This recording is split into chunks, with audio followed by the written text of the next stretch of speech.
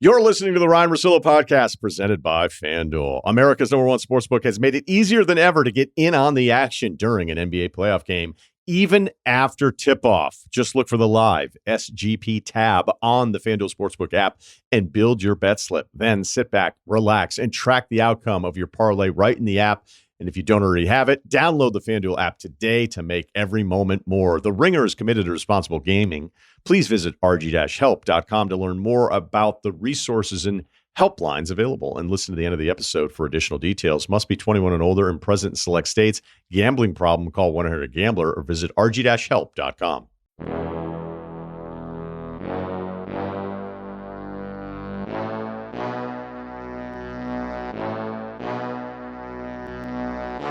On today's pod, we're going to break it down. OKC takes the 3-1 lead in the Western Conference Finals against Minnesota. Love for all of the participating players with the Thunder, and a big breakdown of Ant and some of his struggles and my frustrations, not just his.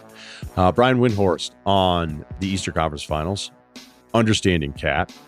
There's a lot to get into there. He's going to talk a lot about Minnesota, a lot about OKC, and then we'll look ahead to even some potential scenarios this offseason, and we've got life advice. Great game last night. OKC taking the series lead in Minnesota 3-1. This was an absolute battle. I enjoyed it greatly. I do believe that OKC is the only team in the NBA that wins that game in Minnesota last night. Minnesota shot it better.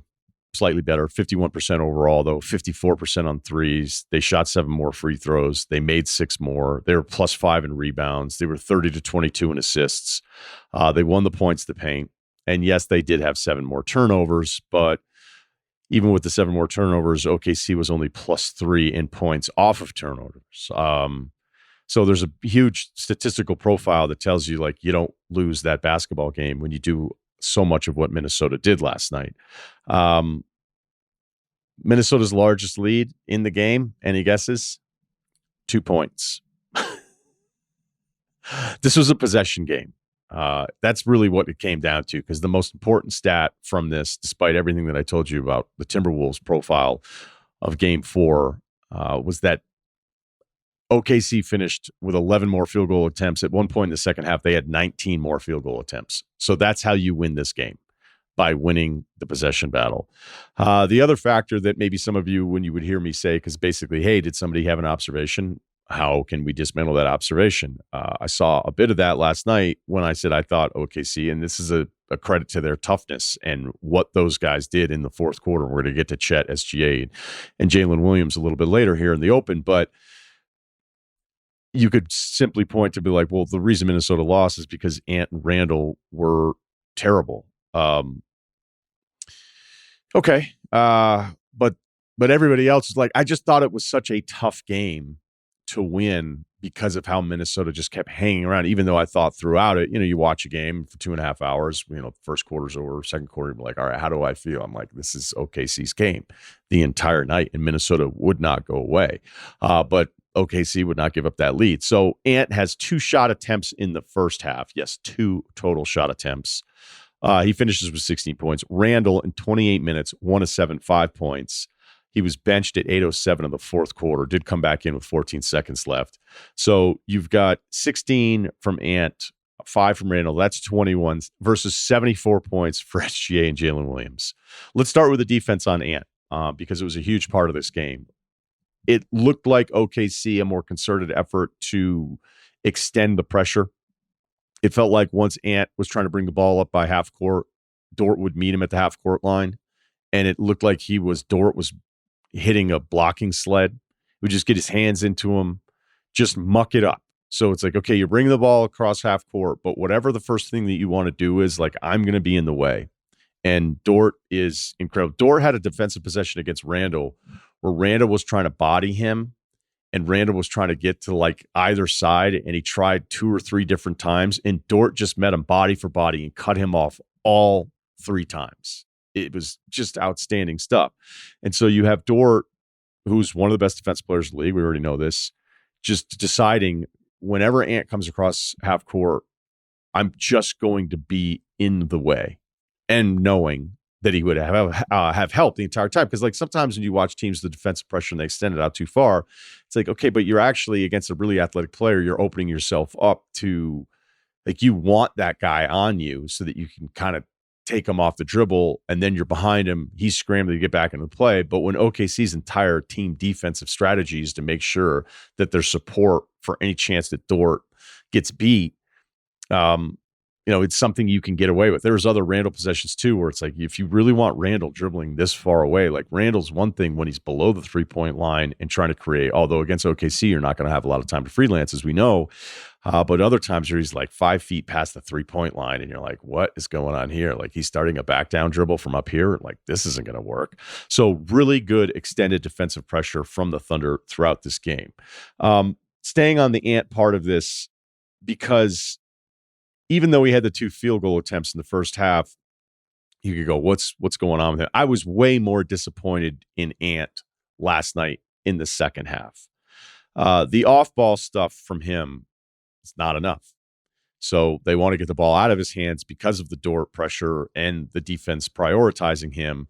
So it's like, if you get him off the ball, can you then bring him up a little bit later and maybe he gets some momentum and it frees up the defense, or it frees up Ant to attack this defense from a different angle. And I saw Ant dejected at times, disinterested at times. And as much as I love him, like that's not something I expect. You want to have a bad shooting night, fine. And I'm not asking him just to take 20 shots. So it's like, well, cool. At least he was still aggressive, because sure, he could take 20 shots. And I think 15 of them would have been really bad last night with the way the Thunder were defending him. But he just wasn't aggressive enough, because I think he was so frustrated with what was happening. There was one play where he was left to right. It's in the second half. He's off the ball. The ball's at the top. He's left. He trails underneath the ball. He's hoping maybe to get a handoff or get something off the cut. He can't get himself free from Dort, and he just runs to the right side, and he's just done. He's done with that play, and it ended up being a shot clock violation. Now, you could argue, hey, he doesn't want to bring Dort back into well, there was just too much of this stuff. There was too much of this stuff where it's like, I try to make a cut. They shut me off. Caruso even had some good off-ball stuff with him a couple times. Obviously not as much Dort, but that's something that is not acceptable. You want to make the right play and not shoot a ton in the first half, I'm totally fine with that. But if you start getting so frustrated that it's leading to lapses on defense, I think he had 4 total rebounds last night. Like that's where his frustration leaked into all the other parts of his game, which is something I think in the past when he hasn't shot it well, you've still gotten max effort and max impact from him on those other parts of this. Look, there was another play. There's a million of these that I could go to, but one in particular where even if Ant had the ball, like they had a play with Rudy where he screened Dort twice. He gets Dort off of him a little. I emphasize like a little there. And he's on the right side and he's looking at Chet ignoring Rudy right in his face. And Wallace is off of the corner, doesn't care about the corner at all. And Dort actually hustles and gets back into the play before Ant has even settled into like what he's going to do.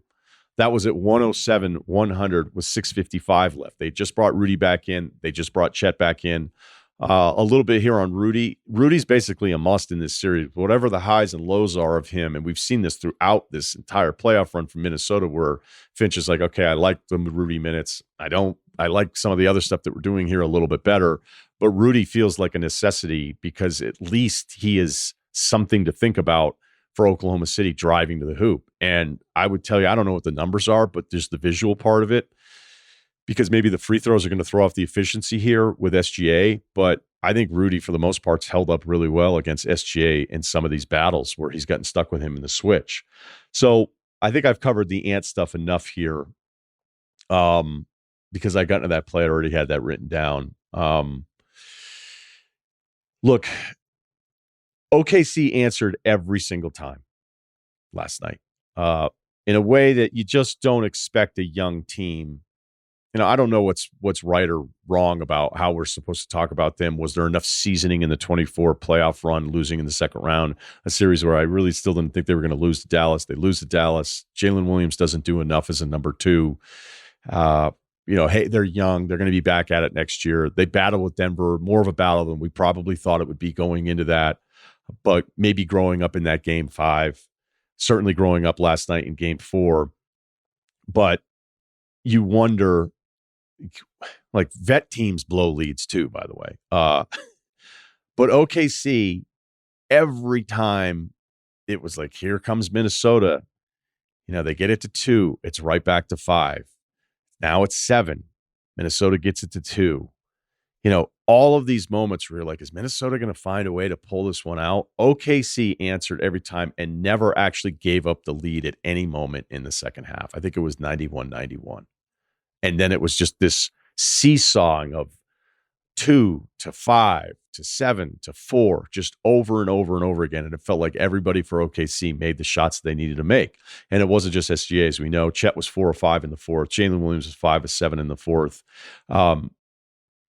This is something that we've always grown accustomed to in the NBA. To be like, hey, who's your big 3? We don't do that anymore. We're probably not going to be doing it for a long time. The Thunder looked like they had a big 3 last night with what they got from their 3 main guys. Even though Cason Wallace didn't even shoot it well, I thought he had some huge plays, just heady stuff. A strip of Rudy that was big, reading Chet on that dunk on the offensive rebound where they pulled that one down. So there was just, the depth was on display for the Thunder. And I think probably the most frustrating play, if you're the Timberwolves fan, is it's 113, 109, 334 to go in the game. SGA falls down, trying to get Rudy, falls down, throws it to Jalen Williams. He hits another 3, 116, 109. And you're like, okay, maybe this is over. And it still really wasn't over. On the other side for Minnesota, DiVincenzo had a really good night. But everything's open. DiVincenzo should be 50% from 3. In these games. All of these shots are wide open. I know he hit a couple shots in the first quarter. I didn't think he was very good in the first quarter, but he turned it around, hit everything. Alexander Walker was incredible. Jaden McDaniels, who I do like, but can have like 7 in the first quarter, and then you look at the game and you're like, he ended up with 9? Like, oh, that's right. I guess I didn't really notice him on offense the rest of the game. He finished with 22 points. So they got everything around the 2 guys that you needed to win this game. But, the number 2 shot creator for Minnesota is watching all of this again in the fourth quarter, and Randall, just like he was in game 2, where the number 2 shot creator, pick one between Chet or Jalen Williams, are putting up massive numbers. So I think the last thing I would say about this OKC team, because again, I'm just in awe of this group. I really am. They were weird. Well, look, they've been weird at times. We're like, what's the personality of this team? Like, what's their fucking deal? Right? Remember game 6 at Denver? And it's like, are these guys not taking this seriously enough? Are they? I don't know the right way to describe it. I think those of you that have paid attention to this understand what I'm trying to say, but you're watching them just be almost like completely unbothered by this. Like, they're not going to have anybody get up at the podium and be like, we need, all of these cliche things that we seem to all fall for and we want to hear. We feel like are mandatory, that shows us that they care. But maybe that's the best way to describe it. After some of these losses, you could think with them, it's like, do they not care enough? And game 3 was such a blowout. It was a blowout from the jump. So I don't really know what they were supposed to say, but I think what we're learning, and yes, there's still a lot of work to do, but they're the clear favorites the rest of the way. I don't think they're going to blow a 3-1 lead in Minnesota here, as much as I admire what Minnesota did in game 4 last night. But maybe what we're learning is that their lack of passion at times when they've had a bad performance is really more of a reflection to how incredibly confident this young group is, even without a title on the resume. The NBA playoffs are finally here, and there's no better way to be a part of the action than with FanDuel, America's #1 sports book. After another competitive season, the top teams are ready to battle their way through the playoff bracket in hopes of taking home the championship. And if you think you know how it's all going to go down, then make those predictions pay off with FanDuel, an NBA profit boost. Simply make your bet, activate your boost, and go for even bigger winnings. Okay, taking a look at tonight, game 4. At Indiana. The line here, Pacers -2. Total on this one is 221. So if you look at the totals, granted, we had an overtime game that had an absurd number of points. Game 2 was 225. Game 3 was only 206. So we saw such an undertrend with the playoffs in the beginning of this whole thing. I even was looking at Game 5 with OKC and Minnesota. I think that's a 222 as of right now. But I'm feeling over. I'm feeling people kind of feeling each other out here. Maybe no Neesmith. So let's go Pacers -2 over 221. That's plus 240. I don't know if the handicappers are looking at this one thinking that Game 3 is, they don't want to set that number too low, and they think this series is going in the other direction where they're going to be more familiar with each other. Things are going to but honestly, with these two teams going at it and probably knowing exactly what they need to attack here, I like the over in this one. So, and look, it's a little bit more fun. Don't just be a spectator this postseason. Head to FanDuel.com/Ryen, Ryen, to download America's #1 sportsbook and make every moment more. Must be 21 and older and present in select states, or 18 plus and present in D.C. Opt-in required. Bonus issued as non-withdrawable profit boost tokens. Restrictions apply, including any token expiration and max wager amount. See terms at sportsbook.fanduel.com. Gambling problem? Call 1-800-GAMBLER or visit rg-help.com. I'm excited to talk to Brian Windhorst from ESPN and also one of my favorite podcasts, The Hoop Collective, with Tim Bontemps and Tim McMahon. I do enjoy the pod. 3 educated guys talk about sport. Yeah, I love. Sometimes I think you guys are arguing, but you're saying the same thing, which at times can make it very entertaining.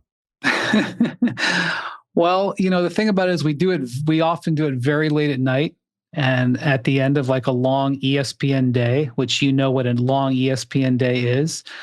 And it frazzles the mind a little bit. It addles the brain. There's not always perfect common sense operate. Yeah, no, I understand. We had some late ones with Bill where I'm like, what the hell did I say? But let's dig into this because there's a bunch of different things that we can get to. I do want to start because I started the pod on the Western Conference Finals in the game last night. I want to start with New York getting Game 3, and it was really interesting to watch. Tibbs, made the change with the starters with Mitchell Robinson in for Hart. And then had, I think, at one point, 7 different lineups that hadn't played together in the regular season. They're losing, and you're like, oh, here we go. Tibbs is experimenting. Like, this shows desperation. And then they win the game. Yeah.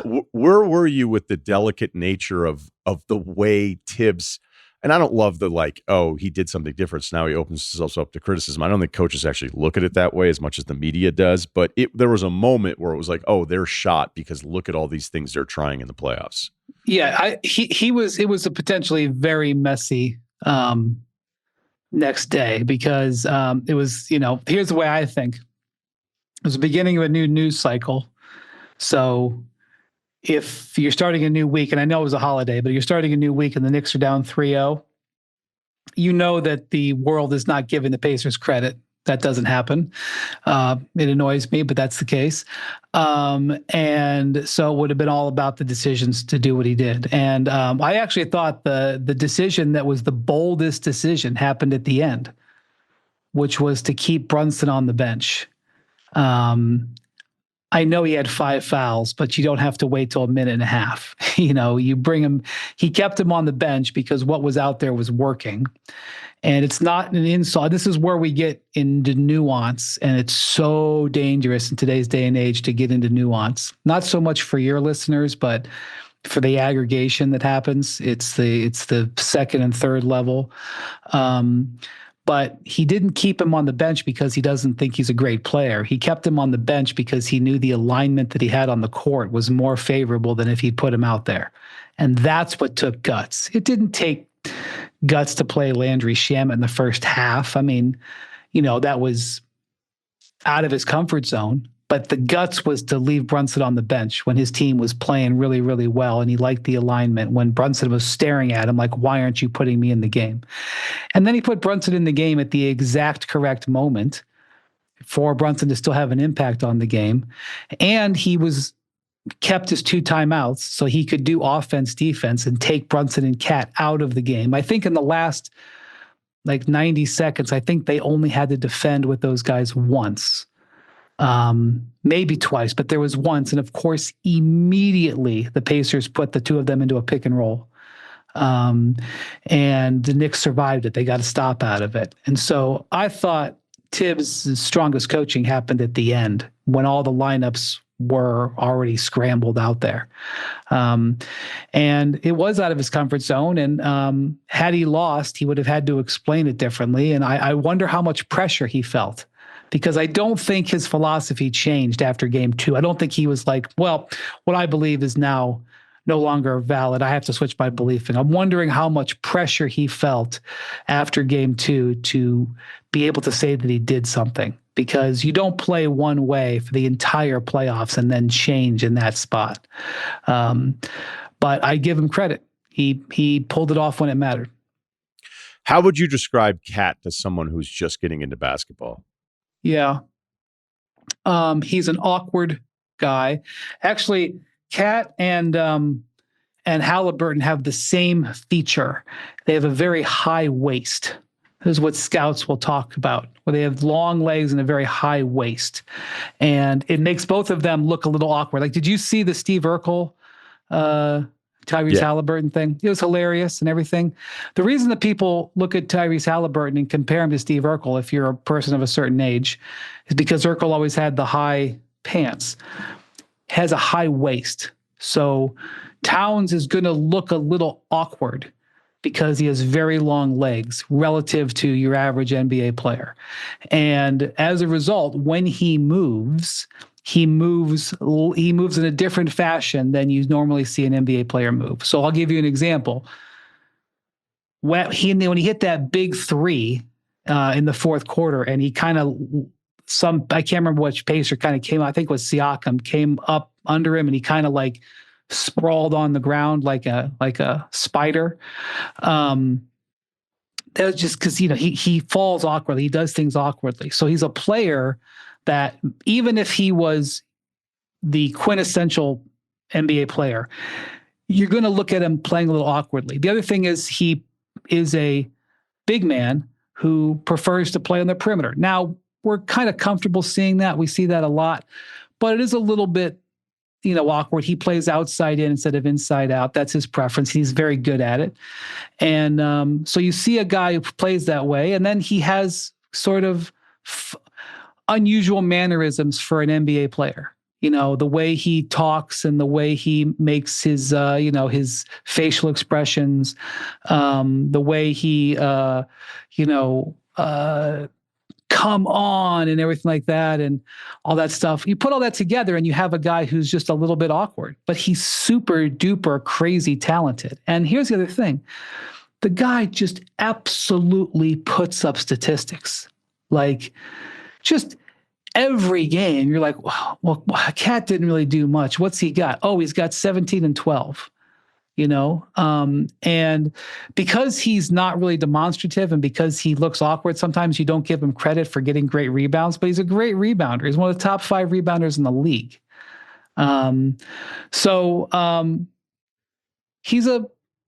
He's a bit of a one-way player. He struggles defensively at times. When he came into the league, there was this belief that he could be a great switchable big, but he hasn't really turned out that way. And so sometimes he gets embarrassed defensively and people like to pick at it, but on balance, he can do a lot of damage. And that's why he just got voted to the All-NBA team. You don't fall backwards into the All-NBA team. Okay. And so, that's how I would describe him. I don't know if you agree or not. I love that it started with the high waist thing. I'll admit, let me see where I want to go with this. Like, I think game 3 was like the perfect Cat experience because it's been 2.5 games at that point when they got down big, and granted the Knicks put together that really important stretch to close the first half where it's like, okay, this is not as like at one point you're like, I guess the Pacers are just this much better than them. And I thought this would be a good series. I thought that they were close. I picked the Pacers, but in game 3, I'm like, are they this much better than them? And I'm thinking about, like, how does Cat become available? How does someone with his talent, his size, his age, how does that person become available? Well, we know because of the defensive the defensive stuff and the plus minus of that starting group. And you're like, hey, the Pacers have something they can attack when Brunson's out there or Cat's out there, there's like one or two things that they're going to attack over and over again. And it appears to be kind of the story of this series. And so there are these moments with him where I think, well, as talented as he is, and as great of a shooter as he is, and you're totally right, like not just the rebounding, how big he played, especially even in that Boston series where his size was a problem for their bigs the entire time. He didn't hit any threes in that series, and he still had such a huge impact because he made everything tough around the rim, especially when both he and Mitchell were out there. And I'm thinking of like all the downside of the Cat conversation. He scores 20 points in like 6.5 minutes in the fourth quarter. And you're like, there's just not that many guys that could do that kind of stuff. And it's why you would ultimately want to trade for somebody like that, even if the Randall DiVincenzo price tells you that maybe the market isn't as robust for him as it should be for somebody with his profile. Because of his contract. Yeah, I know. But some of these longer term contracts, Brian, like you go, I only have to play that guy $40 million. There's some of these deals that I know that are massive, but in a very quick amount of time, it's like 2 years into it, it doesn't feel as bad. So, and I think you pair that with the Randall part of this. So Randall has these two great series, and now you're starting to see, oh, this is why we've had all these questions about Randall this entire time. So there was a moment of like complete momentum swing. And how you felt about these two players that we've probably updated how we felt about this trade 15 times this year. Yeah, and I also think that what happened in this game was one of the reasons why Cat's so unique. So Brunson goes out, and they're struggling to generate offense. So they just put Cat at the top of the floor, and they kind of turn him into a point center. They cleared out and let him play ISO ball at the top of the floor. And this is where the Pacers were kind of in trouble, because the Pacers were not aligned to play ISO ball with Cat at the top of the floor. First off, they have been trained to stick to the shooters. They were like, don't leave Anunoby, don't leave Bridges. And then it's like, well, now Landry Shamet's out there. What do we do with that? We still stick with Landry Shamet? I mean, you should, but you're probably going to try to let Landry Shamet beat you. So they're playing they're seeing lineups they'd never prepared for. That's number one. So that's something you say about Tibbs, what he did. They were totally unprepared for the lineups that they had. The second thing is the weak spot on the whole Pacers roster is their backup center. That's no offense to those guys, but the reason it's so weak is that, believe it or not, and you'd have to be a Pacers fan to know this, they actually lost two centers this year to torn Achilles, like within a month. James Wiseman and Isaiah Jackson. Now, I'm not saying that James Wiseman is going to Hall of Fame, but they were scrambling throughout the year to the backup center. And Thomas Bryant's the guy they got, and Bryant was terrible in the first two games of this series. So they end up using Tony Bradley, who, again, you have to be a Pacers fan to even know he was on the roster. Bradley was on 10-day contracts in March. Okay. So at the beginning of the fourth quarter, all of a sudden Brunson's out, and then he comes back in and he gets the fifth foul. I take him out again, but Brunson's not out there. And Towns is playing isolation one-on-one against Bradley. Not good. What they should have done is gone to Obi Toppin, but they weren't quite ready. They weren't ready for it. And so Cat's driving to the basket, hitting step backs, what have you. And so part of it was just the awkwardness of the situation. And they found a weak spot on the Pacers roster. And by the way, Miles Turner does a lot of things well, but guarding isolation in space. I mean, if you go back and watch all those Cat shots, he's doing it all in Miles Turner down the stretch. He toasted Miles Turner.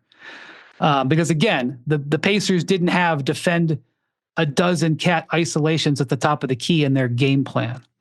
So that he can do that is one of the reasons why Cat is so valuable, is because he's so talented that, if the situation calls for it, he can go do that and hit step backs or take the ball and put it on the floor and, cut off the ball, catch and finish. Like, the guy is crazy talented for his size. And that's why he's paid what he's paid. And that's why the Knicks traded for him. He's not the perfect player, but he's got a lot going for him. And you know what? Just to pick up on something too with the contract, you're right. Like $40 million would be nice. He's $60 million at the end of this whole thing. But I'd argue that Turner is worse in those spots. As much as Cat gets attacked, I think Turner is worse having to deal with defending the guy on the ball, which I think we kind of knew going into it. All right, so now that you've seen 3 games, I don't know how you felt before the series or whatever. Do you think the Pacers are better?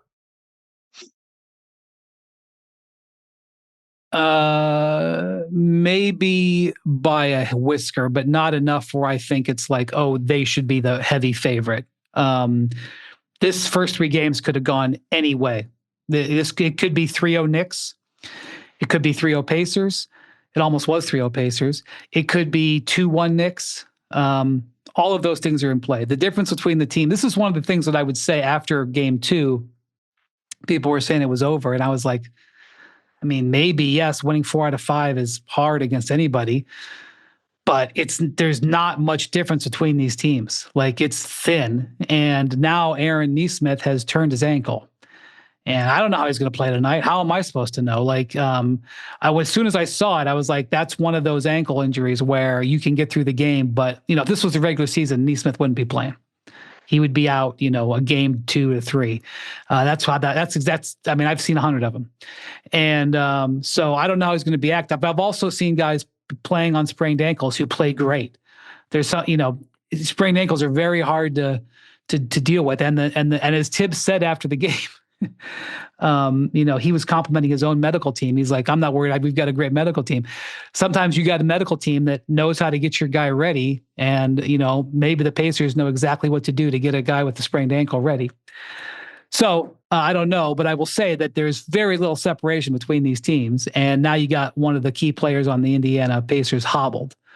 So I have it's sort of looked down upon when people say that you don't know what's going to happen. I don't know what's going to happen in this game. I don't know what's going to happen in this series. I think either team could still win it. I am extremely impressed by the Pacers. I've been saying this for months.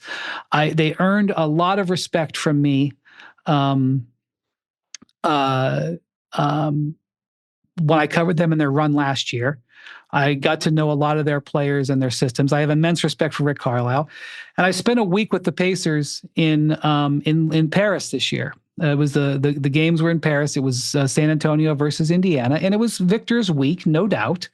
But I made it my purpose to spend a bunch of time with the Pacers over there. Went to their practices, talked to their people, went to the Eiffel Tower with them, and watched them. And I said, this team, at that time, they were barely above, they might have been at 500 or a game or 2 below. They were like in 9th or 11th place or something like that. And I was like, this team is still awesome. Because the reason they were bad at the start is because Nembhard and Nesmith got hurt.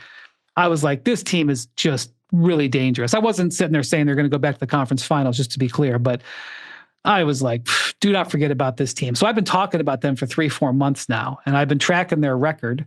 And I keep saying it. And I don't know if everybody notices, but they're 35-10 since January 1st. I don't know if anybody notices, but they're 40-15, whatever. And so I have immense respect for them, but they're not demonstratively better than the Knicks. And they've had some incredible shot making that they've done the last couple series. The fact that they would miss a couple of shots in the fourth quarter of this last game was not a surprise to me, because you can't make every clutch shot every series. At some point you're going to miss, and that's what finally happened in game 3. Yeah, it felt like they had a series worth of shots in game 1 to close that one out. But yeah, I'm with you there. If the Knicks had won the series, I wasn't going to be shocked. But it was ugly. It was ugly out there for Knicks fans.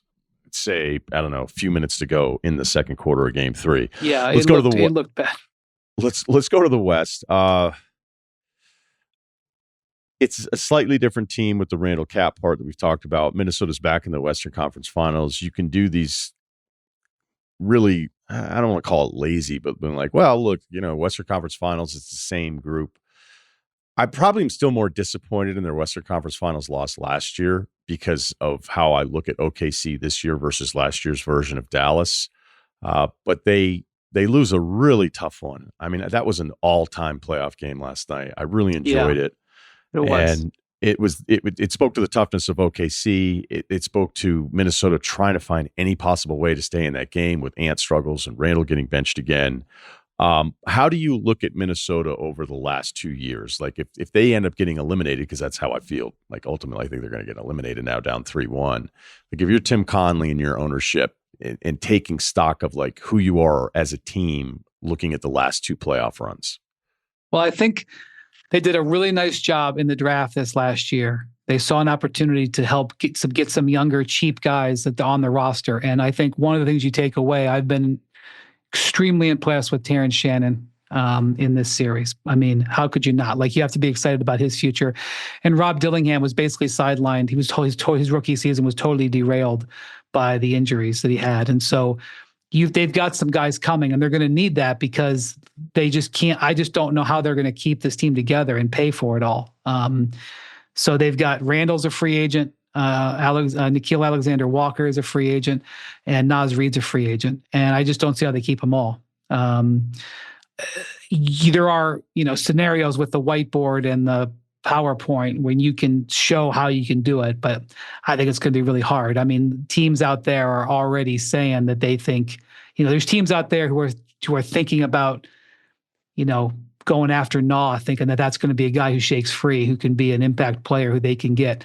But they know that, first off, they did the Rudy Gobert deal last fall where he opted out of his contract and he took his salary down for the next couple of years. He added money on the end of it, and it looked like, oh my God, Rudy Gobert got another $100 million. By the way, one of my favorite moments of the entire playoffs was in the first round I think it was in LA, where somebody was heckling Gobert. And I think Ant got fined.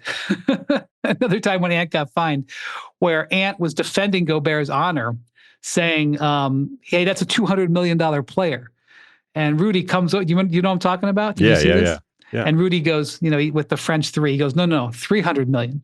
He corrects Ant to tell the fan, I made 300 million. Anyway, that contract cleared out some space so that they, on their cap so that they could, maneuver. They did that with purpose. I don't think Ant was fine for the accounting part of the commentary. I think that's correct. I think you've got it right. By the way, Ant is giving sort of a silent protest. He hasn't gone back to the podium since he was fined. He skipped the podium altogether in game 2. Then game 3, where he has 30, he did it at his locker. And then last night he did it at his locker. And ideally, if you're a superstar, face of the league type guy, you're on the podium for 100 different reasons. And so he's he had one F-bomb and it cost him $50,000. And so I'm not speaking for Ant, but I'm just telling you, I think he's trying to send a message back, like, well, you're not getting me to the podium then if you're going to find me for all this stuff, but whatever. So I think that they've put themselves in a position to keep this roster strong around Ant. They've made a couple of moves to try to keep it strong. And I think they will re-sign Julius Randle. It's just a matter of what they can agree to. But their problem is that they're going to have to climb Mount Thunder. That's the problem for everybody in the West. And if you were going to get the Thunder, this might have been the year to get them. And they haven't gotten there yet. They still need one more win to win the West. I've been around too long. But I watched Shea, Chet, and J-Dub last night, and I'm thinking, how many times in the rest of this decade am I going to be coming off of playoff games where I'm talking about these 3 dudes dominating a big playoff game? Because Jalen, I get it. I work for ESPN. We, especially on the morning television shows, we have to focus on the stars. It's what our audience wants. But the focus on this game being on Ant Edwards only scoring 16 points, only taking 13 shots, it hurts me because this was a coronation moment for Jalen Williams, who hit big shot after big shot after big shot. This is a guy who hasn't shot the 3 ball well. It's plagued him at different times in his career. He hit a giant 3 in game 5 of the semifinals against Denver, which that game might end up being the biggest playoff game. I hope not. I hope there's bigger ones to come. But game 5, Denver Thunder down 9 at home in the 4th quarter. That game might end up being the most relevant game in the playoffs. We'll see. but Jalen Williams, backing up his All-NBA status in this game was a big moment. And so it's hard for me to look at the Thunder or look at the Wolves and say, "Oh yeah, they're built to get right back here, and they're gonna break through." When I'm looking at who they're gonna have to go against.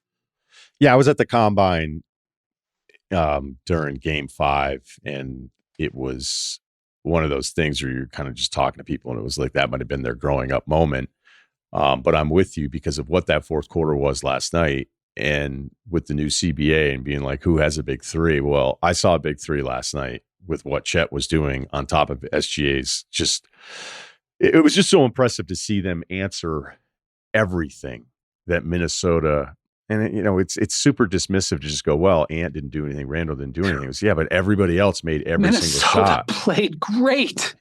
They played so well as a team. Obviously, Randall was not good, and Ant was not impactful. I think Ant played a reasonable game, but he was not impactful. What impresses you the most about this Thunder team? They have absolutely no ego. Maybe not no ego. There's a little bit there, a little bit. And they have such a growth mindset. And it's used against them. People disrespect them all the time because of those factors. And can I jump in there, though? Can I jump? Because you brought this up during the regular season, and you would go on TV and you would talk about it. And I think I got 2 segments out of it, so thank you. But it was this, no one fears the Thunder. Yeah. And it drove me crazy. I kept hearing it over and over and over. So is that just like, look, the players who do this for a living, as we've seen multiple times, are just as capable as us of saying stuff where you're like, what the fuck are you talking about? But this felt so specific.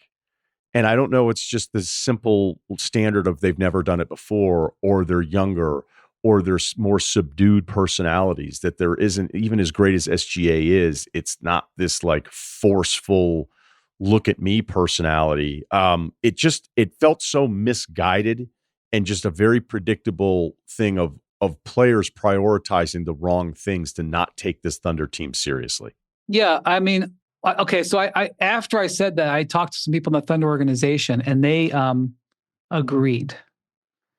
They were like, we see it too. And like, and it's like, and think of all leagues in all sports. Think of your local high school. If let's say your league and your high school team, and the team with all freshmen and sophomores goes undefeated in the regular season, you're going to respect them? How often is the best team in the league the youngest team in the league? Yeah, it's unheard of. Yeah. It's unheard of. So, and even if they are the best team in the league, okay, so maybe that they have a player who's like unbelievable and you instantaneously respect them. Shea's game is not, it doesn't blow you away. It's a machine-like game. And the fouls are a whole nother thing, but Shea doesn't he blows me away. I mean, I watch him and see him, say, I'm getting to this spot right now. There's nothing you can do about it, and deliver over and over and over. And he scores 30 every single night. It's like, I was talking about Cat earlier. You're like, how's Shea doing? Oh, he's got 24 at half. Oh, okay. I remember him hitting 2 shots. Oh, but he actually hit 9. Oh, that's right. But he doesn't do it in a way like he's not loud like Ant. You would say, well, who's the better scorer, Ant or Shea? Shea scored hundreds of more points than Ant did this year, but you would say, oh my God, look at the way Ant plays. Of course he's the better scorer, but, they're 1-2, so whatever. But, their team doesn't demand respect. And so they won't get it till they take it. And they're in the process of taking it. And you're looking over there, there's a guy sitting behind the bench. I looked at him last night, Nikola Topic, who they drafted this last year in a draft day gamble. The reason that he was available to them, they took him in late, I think it was late lottery. He's the best player in Europe last year. and nobody took him because he tore his ACL. Serbian point guard, 6'6" point guard. I don't know what he's going to be, but like they got this guy.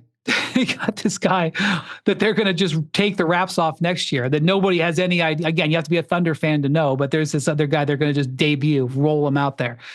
They got the number 15 pick in this draft. Okay, maybe they hit on that pick, maybe they don't. Like they're, they've got waves and waves. Like Lou Dort is first team All NBA defense, and there's people who are saying they're going to trade him because they got Cason Wallace and he might be just as good. And they're going to have to pay their guys. Like this team is completely set up. The only chance that you have of this team not running them off is if these three guys are not stars. If Jalen Williams isn't really good enough to be a number 2 and Chet Holmgren isn't really good enough to be that big man who can handle all the stud big men across the league. That's your hope because Shea's there, right? So that's what you're going into. You're saying J-Dub can't deliver when it really matters. And there's some evidence that has been true. And Chet, he's no victor. And there's some evidence that that's true. And then you see moments like last night, and you see moments like what happened in the Denver series. And you're like, if that's what you're banking on, you got big problems because they may be there. And they're not home yet. Need 5 more wins. You never assume anything. But my gosh, what an impressive group of people, and what an impressive team, and what an impressive looking future. And to me, the story of the NBA is I don't want any part of the Western Conference. If I was Giannis Antetokounmpo, I would not want any part of the Western Conference because I don't want any part of the Oklahoma City Thunder. Interesting segue. I have 2 more things for you. Do you think let's play out a scenario that didn't happen. How different do you think Presti's offseason is with a title versus if they had lost in Game 7 to Denver? God, it's a great question. So to me, the big thing, Jalen Williams and Chet are extension eligible this offseason. And I'm sure that, and not just the Thunder, but any team in the modern days, because they're going to have to give Shea a contract extension this summer. They're going to not have to. They're going to sprint there and hand it to him as fast as they're allowed. That's going to pay him over $70 million a year. And, they're worried about keeping their team together. And I'm sure there's some thought like, can we get away with maybe offering Jalen Williams less than the max? Good luck. Good luck. The guy's just made All NBA and just had a 34-point road game in the Western Conference Finals. And what can you get Chet to? Can you get Chet in under the max? Because 4 years ago, Chet gets the max without thinking. Nowadays, if you have 3 max players, you're putting yourself in a tough spot. But you'd question, like, do you forget about whether you're signing those guys to maxes? Are you keeping those guys together? And I'm sure the Thunder would have, but the pressure would have been building. The pressure would have been building, especially when there's going to be a handful of star level players potentially on the market this year. The pressure would have been building for them to cash that stuff in. And the Thunder are completely prepared for the new world. Now they have to stay healthy and they have to have things go their way. And, we thought the Thunder were prepared for the future in 2012. I can remember seeing that series end 4-1. And at the end of Game 5 in Miami, Scott Brooks, the game was in hand for the Heat. The Heat celebration was starting. And there was a late timeout. And Scott Brooks called his team together and told them basically to watch what's going on here, because there was no doubt that Durant, Westbrook, Serge Ibaka, Harden, those guys were coming back. This was just going to be one step in the process. Obviously, that never happened. So you don't want to ever make an assumption. But they are set up. They are designed to withstand the new aprons. And the idea that they're going to cash in, just trade 7 first-round picks for player X, I don't think that's 2025 team building. I don't think that's the way you go. One thing, and I'm very, very loath to use this team's name, so please don't hold it against me. But when you look at the Chicago Bulls in the 90s, The players that Jordan and Pippen won the second three-peat with and the first three-peat were completely different. Krause and Phil Jackson flipped over the entire roster, but they had Jordan and Pippen and Jackson. And in this day and age, if you're going to want to have good players for a long time, they're going to have to flip this entire roster over. Not because there's flaws with these guys, just the aprons are not going to allow it. And so if you want to do something more than winning one, if you want to have sustained greatness, you're going to have to be able to bring in cheap labor. And the Thunder are completely doing it, or completely set to do it. And they'll probably trade some picks for picks later on to always make sure they have an extra supply. The way that you get good in the teens was to make trades to get star players together. The way you get good now, I think, is to keep the environment good for the the stars that you have. It's going to be more of an ensemble cast as opposed to, I think Bill referenced it to be like almost like movies where you have two stars and then a whole bunch of co-starring and widths. That's what I think the Thunder are equipped to do. But your two co-stars got to be great. And we're kind of seeing that might be the case. I'm not ready to go there, but it might be the case. Okay, last thing. I know this is the part that you sort of hate, and I don't want to put you in a spot, but you had even hinted at it there with looking at this summer. So I guess I'll just ask it this way. Are you preparing yourself for what could be a summer where teams are facing tougher restrictions? They're facing almost this, hey, if they're doing this, then we're going to get into this. I mean, the tea leaves seem to be telling us, although we've been disappointed so many other times, that it could be a really wild summer. Yeah. So I just want to point out that 2 years ago when we were here, if I said to you, Drew Holiday is going to be a Celtic, you'd have been like, the hell he is? What are you talking about? Like they just play each other in the playoffs. Drew Holiday is not going to be a Celtic. Well, the Dame trade happened, and all of a sudden the Celtics stood up in their seat, sat up in their chair, and were like, wait a minute. And so that's what I think you're going to see. You're going to see trades beget trades. And that's what's going to be unpredictable. Yeah, we can suspect that Giannis may go. Yeah, we can suspect Durant may go. What are the knock-on effects of those types of deals? And you have a number of teams out there so kind of what's happened, looking at 30,000 feet, in the last 3 years, a whole bunch of teams went all in. A whole bunch of teams. It's how you ended up with all these teams having traded away their drafts. There's all these teams that have invested in the last 3 years. And a lot of them have missed out. Naturally, there's not enough room. When 6 teams, 7 teams go all in, inherently, there's not going to be room at the all in. And so you have some teams that are in tight spots who are looking to pivot.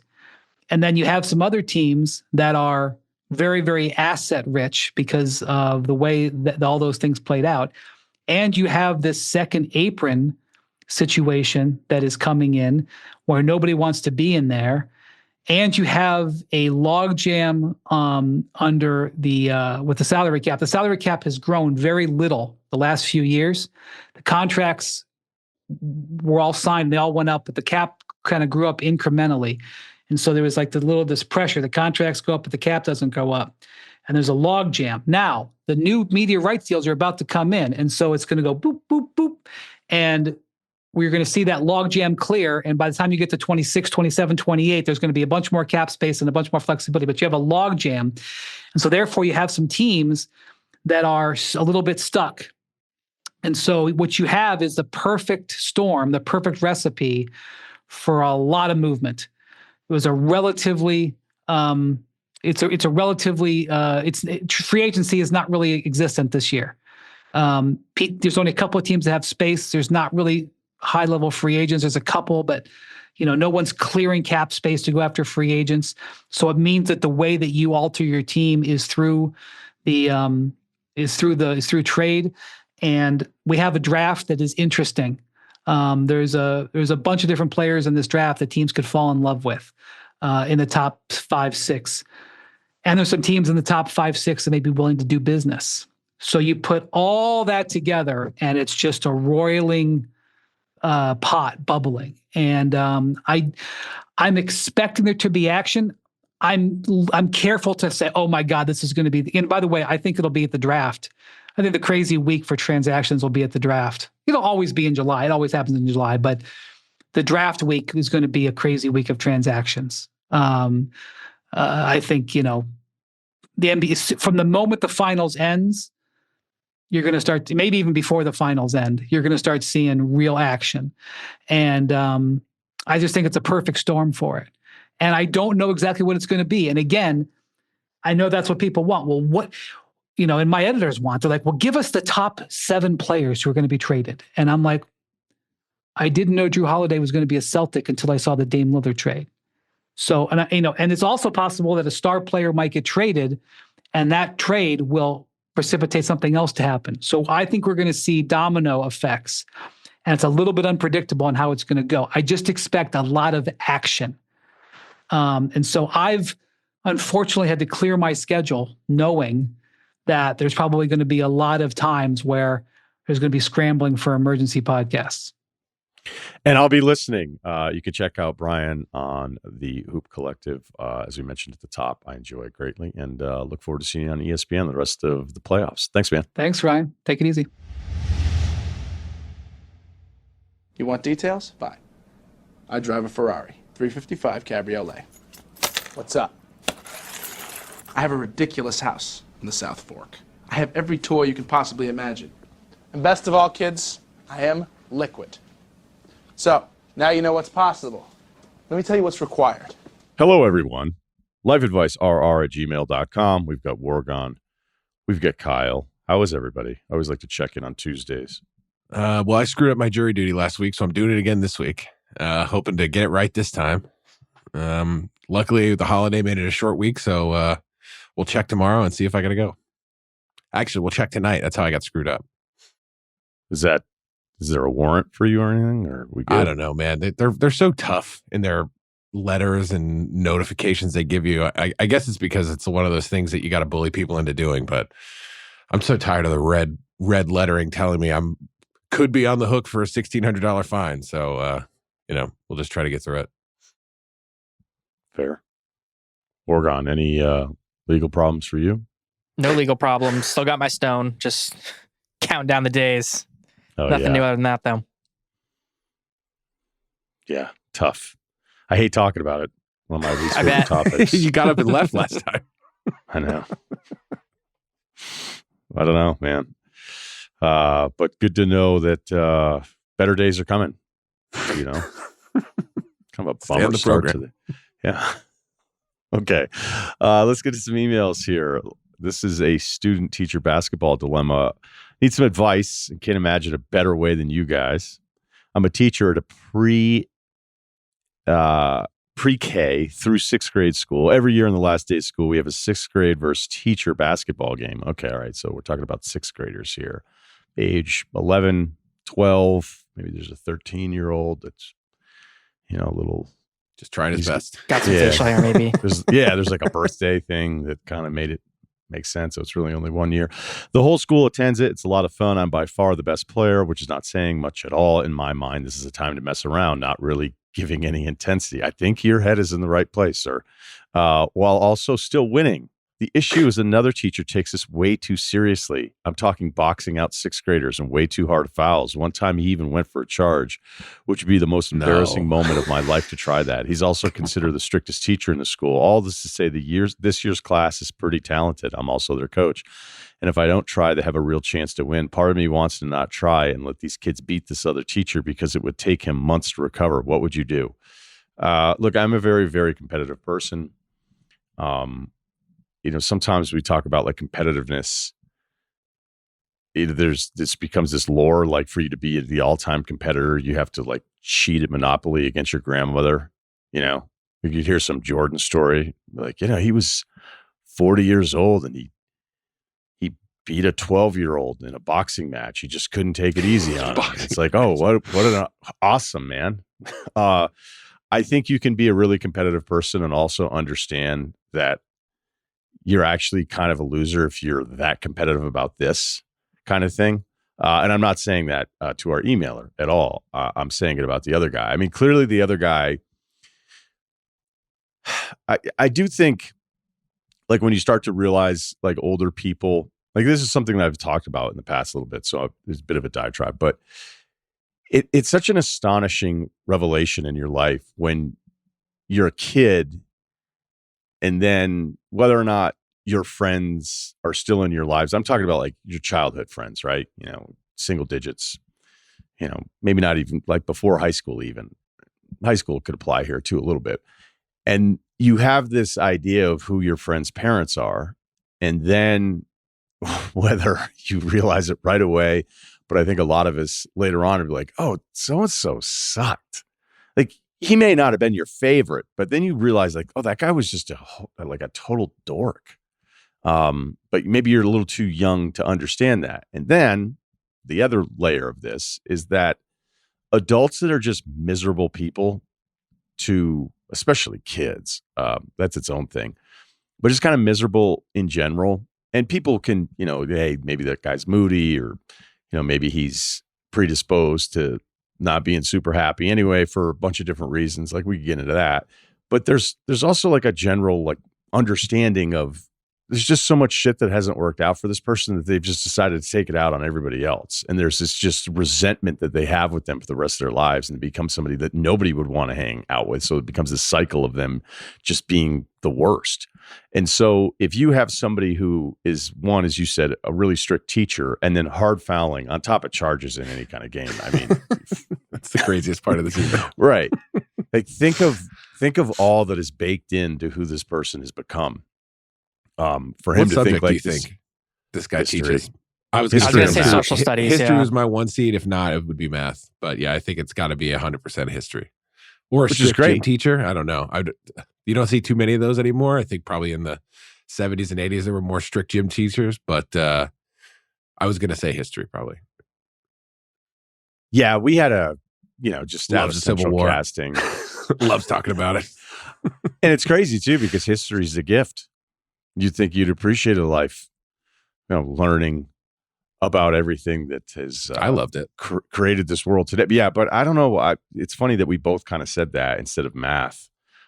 Maybe it's math, but I don't know. Something telling me that this is social studies. So really, this comes back down to you. Like, what do you need to do? Let this guy embarrass himself, right? Let him embarrass himself. And I would say maybe to the other teachers, let's freeze this guy out. Mr. Stevens. It's great for his legend at the school. Like, he's a real hard, like a hardo, and you know, he's probably got like the worst passing percentage of kids in his class, and it's just the way it is. He's probably tenured, you know, and he also has this thing where he completely embarrasses himself at the basketball game every year. Like, it's great to have a legend like that in your school, like a crazy woodshop teacher. It's like, this is great. This makes your school unique. And if you don't like him personally, totally, like, lose the game while he's trying so hard. That would be, he'll have trouble with that forever. If you do like him, I don't know, maybe try a little bit, but throwing the this game is super low stake. Yeah. Is it even throwing the game when you're playing against sixth graders, or is it using the proper amount of effort? I don't know. Yeah, like if they were high school, yeah, and knowing knowing a little that meaner.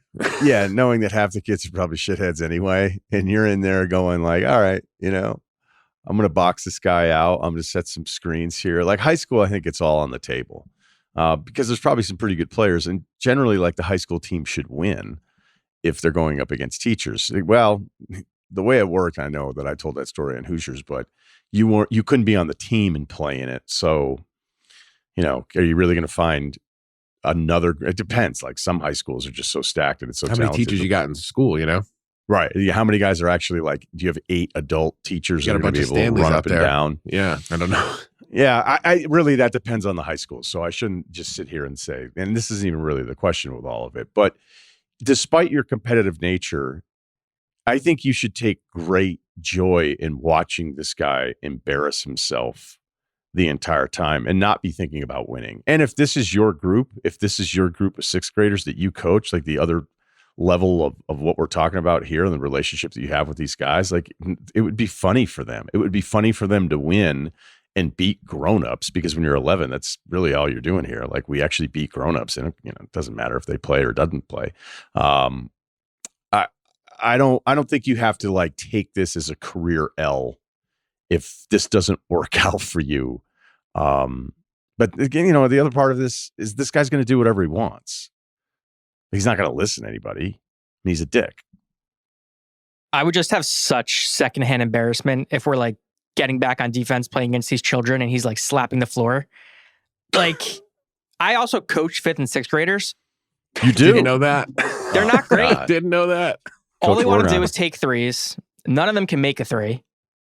Our final scores of the games was like 25-20. Is it coaching? Is it your system? The system, we won the championship, so Oh, I don't, you tell me. Averaging 20. All right. Our best player fouled out. The other team wasn't keeping track of the fouls, but I was. So they came over and they're like, how many fouls does he have? I was like, oh, he still has 5. So we're still good, right? They asked like 4 times. Kept him in the game, though. 6-foul league? Yeah. Physical. It's like the Big East. They foul on every play. You want to stay him in. Yeah. This was rec, though. So if this is like a travel 5th, 6th grade, they're probably a good bit better. But still, I don't know how you're throwing this game. I've been thinking, like, if things shook out differently and Ryan was a tenured global history teacher, ninth grade, and it's the high school game. I was trying to think what that would look like. Do you think you'd try to If find it was a balance? high school? If it were high school kids, but let's say as you're hard as global I history, so possibly most could. of your students are ninth grade. Let's just say that. Why am I doing intro? Well, it's global history. I don't know. Would you be more interested in U.S. history? I feel like you're a learned guy. You go to Iceland and other places. Is the question? How are you handling this big game that's coming up towards the end of school, right? Spring fling's over. Dudes are ready for summer. This is like the last big hurrah. It's the big game. People are talking about it. I'm just wondering what kind of approach you're taking. Well, look, if it's high school, It is high school. yeah, and I've had the disappointing basketball career that I've had. Yeah, I mean, this is my time. It's my time. All right. I mean, there's a stretch of pickup guys from a Boston thing that I played in that still hate my guts. Because I was like, okay, I have to make up for it all now here. And it was like, yeah, we're just trying to get a sweat in, dickhead. 6th grade, I'd like to think I'm in a place, or that I would understand, I do really like kids. 6th grade, it's totally different. You totally can't, is.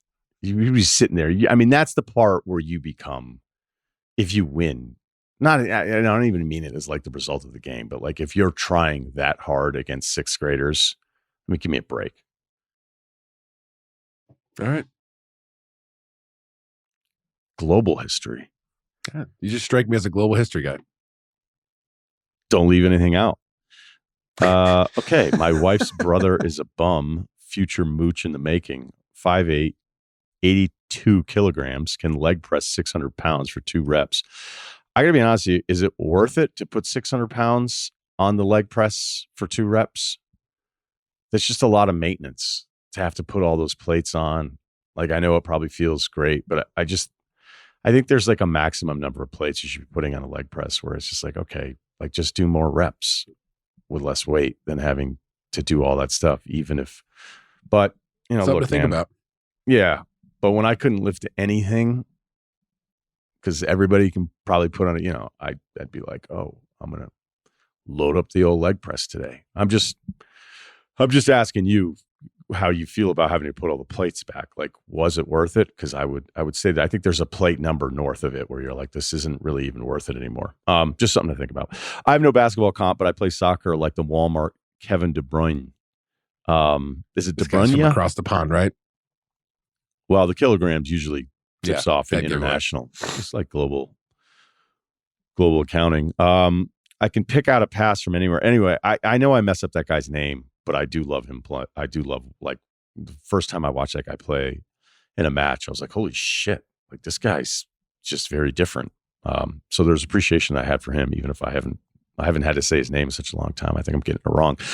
Sometimes I play it where you should be. Sorry that you didn't make that run. That's on you, not me. Oh, all right. Great passer. Now on to the real issue. My wife's younger brother, he's 20, is somehow morphed into the most basic frat bro imaginable.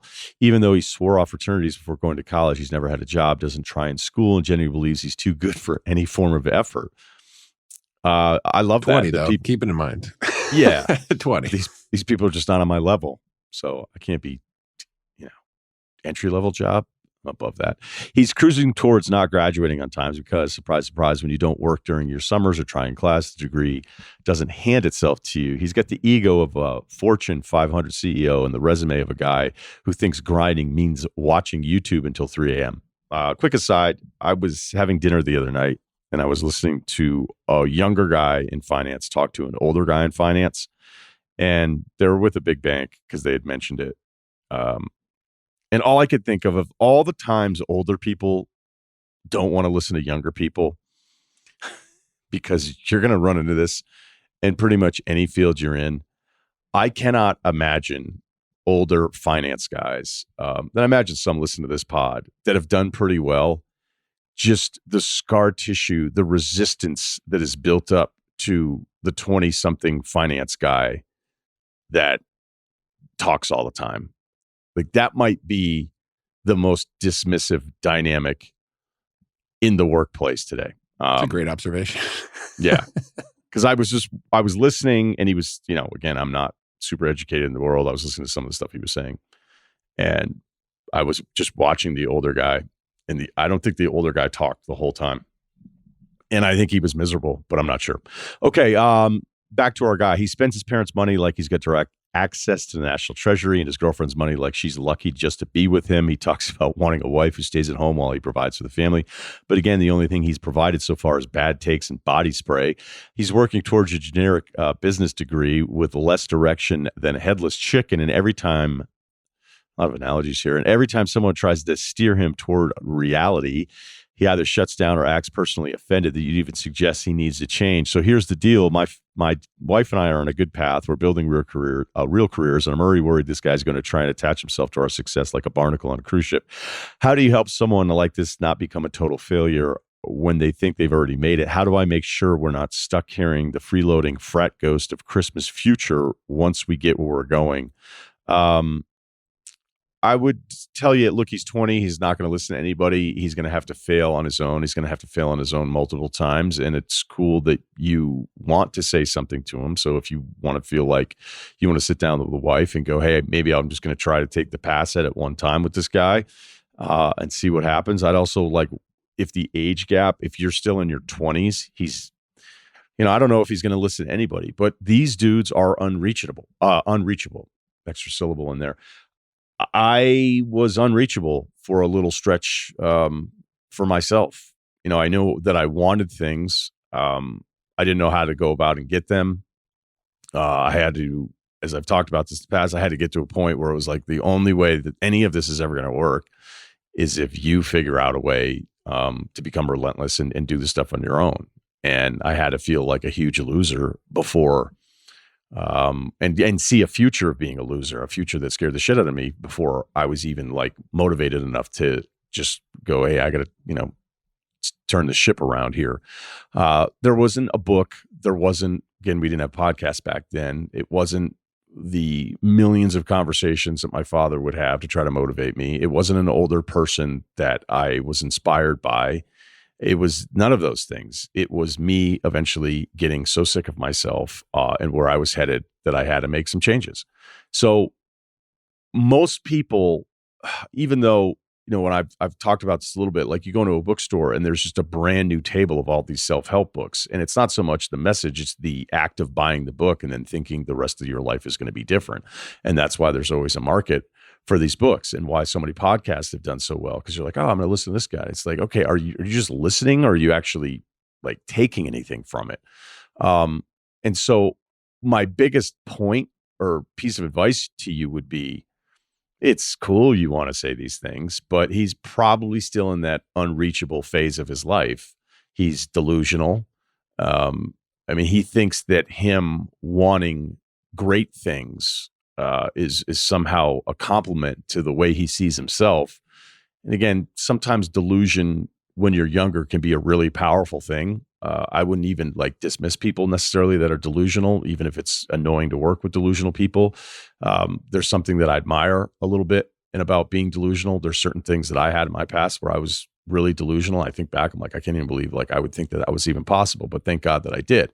But, you know, at 20, like if he were 30, I think it's entirely different. But at 20, you're probably going to be wasting your time. Yeah, it sounds like this dude is disgusted with this guy. And you know, I was originally thinking in my head, I was just like, you know, we all look back at 20 and we're like, what the hell? But then I was like, you know what? I don't know if we all do that. Like, I think probably a good chunk of people do that. My sister, though, is not one of those people that's going to look back at her time at SUNY Brockport and then Upstate Medical thinking like, man, what the hell was I doing? Wait, she's just not looking at life that way. She's not even really embarrassed about what she did in high school, whereas me is the complete opposite. I'm wondering if we're dealing with someone here who just has no perspective or self-awareness. What they were either like, you have no self-awareness that you were a complete, you know, doofus in your 20s, or you just weren't, and you can't even imagine how someone could go through life that way because you were thinking about all this stuff at 20. So I think it's a little bit of like, you know, worlds colliding and try to remember that. The other thing I was thinking is, why do you think you're going to be on the hook for taking care? Is like, you're saying he's spending his parents' money, so obviously they're around, they're supporting him. Why do you think you and his sister are going to have to? I'm not sure what you think is going to happen. I think you're overthinking a lot of this. I'm not sure how this comes back on you. That was a big assumption there. I mean, look, he's just sending us an email, right? Yeah. So maybe there's different behavior, certain patterns, some of the stuff that he's already worried about because he's around this guy all the time, right? But you're right. I think there is a chance he is overthinking a little bit. Like if you and your wife become successful and you have your careers, you could just also tell him to fuck off. Live in your pool house? Yeah, I don't get it. I mean, in 20 is when I even started to get my arms around college. Like I wasn't, let alone like what my plan is going forward. It was 20 was like, what's this library all about? And that helped, like that really helped me. And I enjoyed succeeding in college and getting, you know, good grades in my papers, where before it was just like, you know, when am I done with classes? I think this semester's great. I should be done by 2:00 and we can like get after it. So really around 20 is when I like started viewing college differently and was actually excited to, you know, get feedback on some of the things I was turning in. So, I mean, he might be ready to turn that corner soon. So I don't know, support more than disgust or whatever you're feeling. But I'm getting reading disgust from his email, but I don't know. It sounds like you guys just had different operating modes and you can't understand how this guy thinks it's the right way. And he won't think that forever, I don't think. 20 is really young. I was such a shithead when I was 20. Just like didn't care about anything. Like didn't take Ceruti school was screaming seriously. at guys wearing soccer jerseys, like just for fun. Right. And it's like, look at Ceruti. He'll probably grow out of that.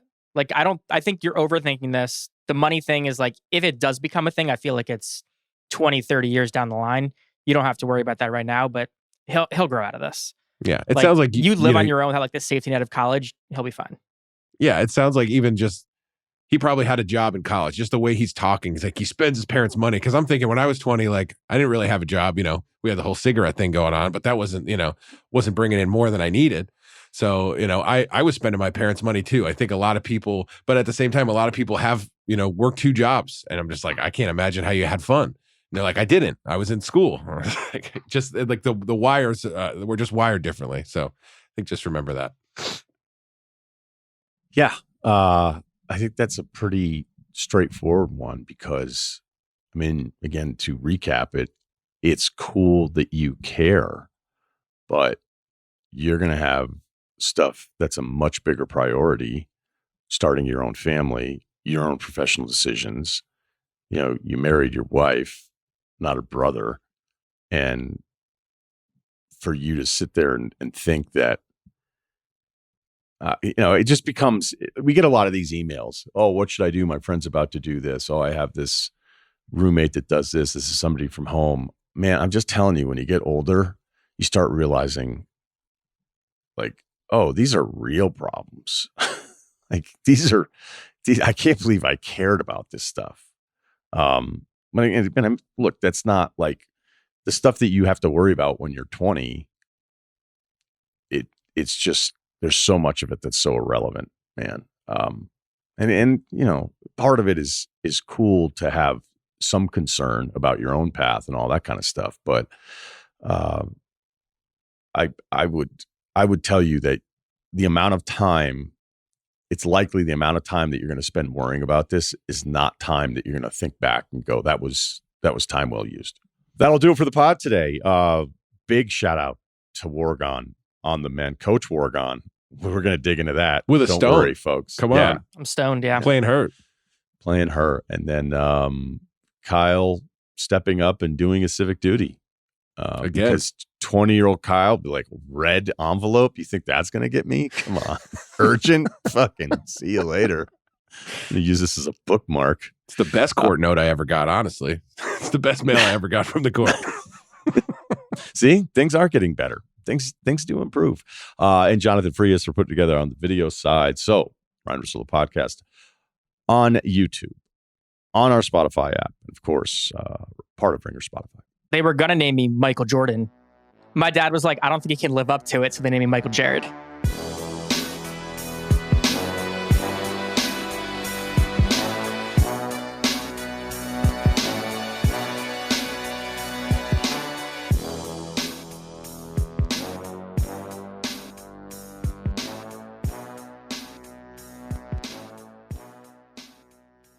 Must be 21 and older and present in select states. For Kansas, in affiliation with Kansas Star Casino, or 18 plus and present in D.C. Gambling problem, call 1-800-GAMBLER or visit rg-help.com. Call 888-789-7777 or visit ccpg.org/chat in Connecticut or visit mdgamblinghelp.org in Maryland. Hope is here. Visit gamblinghelplinema.org or call 800-327-5050 for 24/7 support in Massachusetts or call 1-877-8-HOPE-NY or text HOPE-NY in New York.